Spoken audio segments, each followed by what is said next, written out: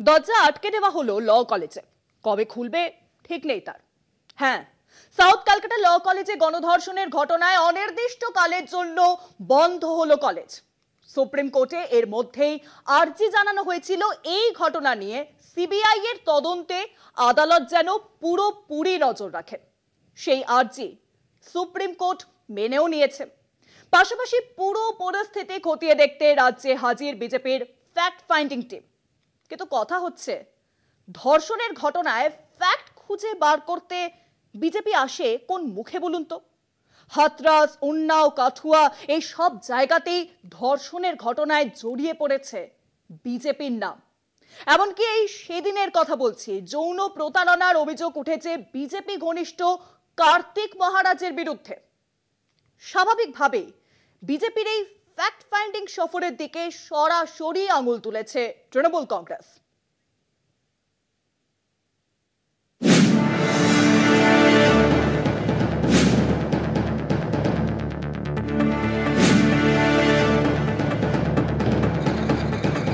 কসবা ল কলেজে নির্যাতিতার অভিযোগের সঙ্গে মিলে যাচ্ছে তথ্য প্রমাণ। সেদিন ধৃত জায়েব ওই ছাত্রীর জন্য ইনহেলার কিনে এনেছিল, সেই ওষুধের দোকানের বিলও মিলেছে। ফলে টেকনিক্যাল সাক্ষ্য জোগাড়ে সঠিক পথে এগোনো যাচ্ছে বলে মনে করছে পুলিশ।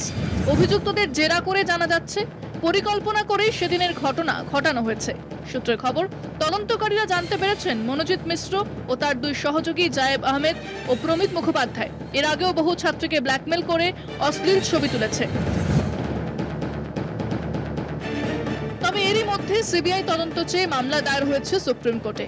আদালতের নজরদারিতেই তদন্ত চাওয়া হয়েছে, মামলা গৃহীতও হয়েছে। কলেজের বর্তমান ও প্রাক্তন ছাত্রছাত্রীদের থেকে জানা যাচ্ছে অভিযুক্ত মনোজিৎ একেবারে ক্রিমিনাল মাইন্ডে। 2018 সালে তার বিরুদ্ধে যৌন হেনস্থার অভিযোগ এনেছিল ল কলেজের দুই ছাত্রী। ম্যাজিস্ট্রেটের কাছে গোপন জবানবন্দিও দিয়েছিলেন তারা। দাদাগিরির পাশাপাশি টাকা নিয়ে কলেজে ভর্তি করানোরও অভিযোগ রয়েছে মনোজিতের বিরুদ্ধে। কলেজের মধ্যেই ধর্ষণের ঘটনায় তাই আতঙ্কিত ছাত্রীরা। তারা প্রিন্সিপালের সঙ্গে দেখা করে স্মারকলিপি জমা দিতে চেয়েছিলেন, কিন্তু এরই মধ্যে অনির্দিষ্টকালের জন্য বন্ধ করে দেওয়া হয়েছে ল কলেজের ক্যাম্পাস। আমরা স্টুডেন্টস, আমাদের এডুকেশন প্রচুরভাবে কম্প্রোমাইজ। আমাদের কলেজে এডুকেশনটাই কম্প্রোমাইজ, বাকি সবকিছুই হচ্ছে খালি এডুকেশন ছাড়া। ক্লাসেস হচ্ছে না, সামনে পরীক্ষা, মুড কোর্টসও হয় না, ডিবেট হয় না। এই পরিস্থিতিতে রাজ্যে ফের বিজেপির ফ্যাক্ট ফাইন্ডিং টিম। বিজেপির সাংসদ সত্যপাল সিং এর নেতৃত্বে এই দলে আছেন বিজেপি সাংসদ তথা ত্রিপুরার প্রাক্তন মুখ্যমন্ত্রী বিপ্লব দেব, মীনাক্ষী লেখি এবং রাজ্যসভার সাংসদ মনন কুমার মিশ্র। এদিন প্রথমেই লালবাজারে গিয়ে পুলিশ কমিশনারের সঙ্গে কথা বলেন তারা, পরে যান কসবা ল কলেজে। বাংলায় যখন বিজেপির অনুসন্ধান কমিটি, তখন তাদের পর্যটক বলে কটাক্ষ করতে ছাড়েনি তৃণমূল। শাসক দলের অভিযোগ, বিজেপি রাজ্যে একের পর এক নারী নিগ্রহের ঘটনা ঘটছে, কিন্তু সেখানে কোথাও পাঠানো হয় না অনুসন্ধান কমিটি।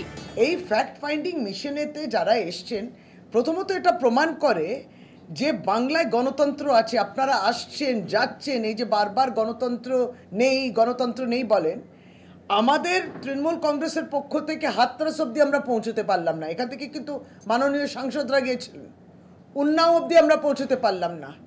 এয়ারপোর্টে আসাম ত্রিপুরাতে যখন পৌঁছানোর চেষ্টা, এয়ারপোর্টে রেখে দিয়ে এলো, ঢুকতেই দিল না শহরে। অভিষেক বন্দ্যোপাধ্যায় কনভয়ের উপর হামলা করা হয়েছিল। গণতন্ত্র ছিল কি ওই রাজ্যগুলোতে? এদিকে ধর্ষণ কাণ্ডে অভিযুক্ত মনোজিৎ মিশ্র আইনজীবী হিসেবে অনুমোদন বাতিলের জন্য বার কাউন্সিলের কাছে আবেদন জানিয়েছে যোগেশচন্দ্র কলেজের আইনের ছাত্ররা। ডেপুটেশনও জমা দিয়েছে তারা। কলকাতা টিভি।